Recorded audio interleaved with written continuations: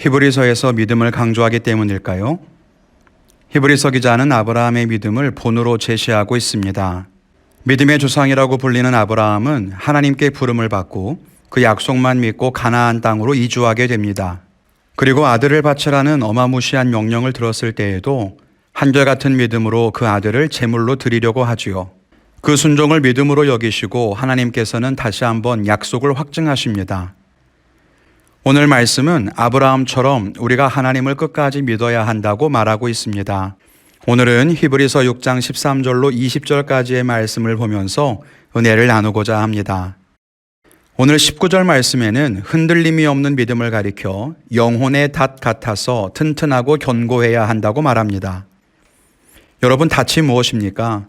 흔들리는 바다 위에서 배가 떠 있을 때 그 물살에 떠내려가지 않도록 바다 밑으로 무거운 줄을 내려 배를 고정하는 것이 닷 아닙니까? 믿음이라는 것이 이 닷처럼 흔들리는 세상에서 우리를 고정해주는 역할을 한다는 것입니다.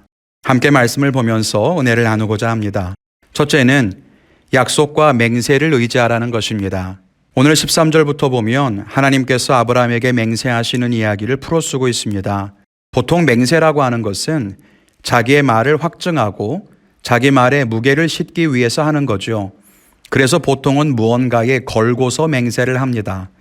아버지의 이름을 걸고 맹세하고 자기의 전 재산을 걸고 맹세하고 심지어는 손가락과 손바닥을 걸고 맹세하기도 합니다. 자기 말이 잘못되지 않았다는 것을 확실하게 말하기 위한 방법인 거죠. 그런데 하나님은 아브라함에게 약속을 주실 때에 자기 자신을 걸고 맹세를 했다는 거예요. 그 이유는 13절과 16절에 기록된 것처럼 보통은 자기보다 더 큰 자를 가리켜 맹세하지만 하나님은 하나님보다 더 큰 분이 없기 때문에 자기를 가리켜 맹세하셨다는 겁니다. 하나님은 스스로 하신 말씀을 반드시 지키십니다. 사실은 그러니까 맹세할 필요는 없으시죠. 맹세라고 하는 것은 자기 말을 믿어달라고 요청하는 것이기 때문입니다. 그런데 거짓이 없이 진실하시고 약속하신 것은 반드시 지키시는 성실하신 하나님께서 아브라함에게 맹세를 하셨습니다. 왜 그러셨을까요? 17절에 보니 그것은 약속을 기업으로 받는 자들에게 그 뜻이 변하지 않을 것을 충분히 나타내시려고 맹세하셨다는 겁니다. 즉, 하나님의 말에 무게를 싣기 위해서가 아니라 아브라함과 그 이후의 모든 믿는 자들이 흔들리지 않고 믿을 수 있도록 그들을 돕기 위해서 맹세를 하셨다는 겁니다. 그러면서 18절에 말씀합니다. 이는 하나님이 거짓말을 하실 수 없는 이 두 가지 변하지 못할 사실로 말미암아 소망을 얻으려고 피난처를 찾은 우리에게 큰 위안이 된다는 것입니다. 소망이 없어서 소망을 찾아 헤매는 우리들, 그 우리가 안심하고 하나님을 의지할 수 있는 것, 하나님께 우리의 인생을 걸고 믿음의 길을 걸어갈 수 있는 것은 하나님이 거짓말을 하실 수 없기 때문입니다. 하나님이 거짓말을 하실 수 없는 두 가지 이유가 무엇입니까? 하나는 약속이고 다른 하나는 맹세라고 하는 거예요. 약속과 맹세는 서로 연결되어 있습니다. 하나님께는 거짓이 없으십니다. 약속하신 것은 반드시 지키시죠. 그러므로 하나님께서 약속하셨다는 것은 그것이 이루어질 것이라는 말입니다.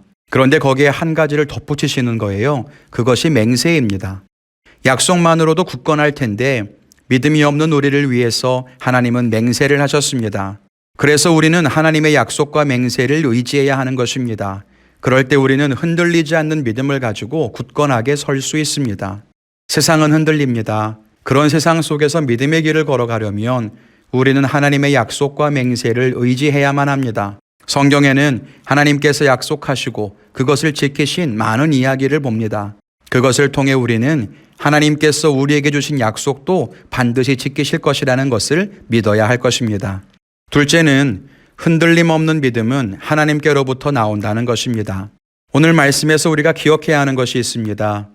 히브리서 기자는 우리에게 지금까지 계속해서 말하기를 믿음이 흔들려서는 안 된다. 끝까지 믿음을 지키라고 했습니다. 그런데 그것이 단순하게 우리가 의지를 굳건하게 해야 한다거나 마음을 단단히 먹으라는 식의 이야기는 아니라는 것입니다. 오늘 말씀에 있듯이 우리를 흔들리는 파도 속에서 견고하게 붙잡아주는 영혼의 닻은 우리에게 있는 것이 아닙니다.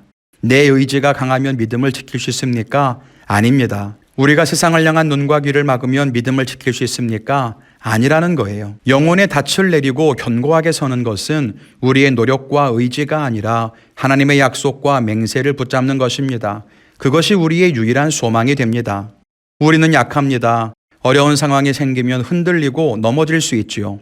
그래서 의심이 생기거나 믿음을 포기하고 싶을 때가 찾아옵니다. 그때 우리를 붙잡아주는 힘은 내게는 없습니다. 오직 하나님의 약속과 맹세에 있다는 것입니다. 그래서 우리는 기억해야 합니다. 하나님께서 약속하셨다. 심지어 하나님께서 맹세하셨다. 그리고 하나님은 성경의 많은 사람들에게 약속하신 것을 신실하게 지켜오셨다는 것을 기억해야 합니다. 아브라함은 그래서 믿는 우리들에게 본이 되고 믿음의 조상이 되는 것입니다. 우리는 아브라함에게서 무엇을 배워야 할까요?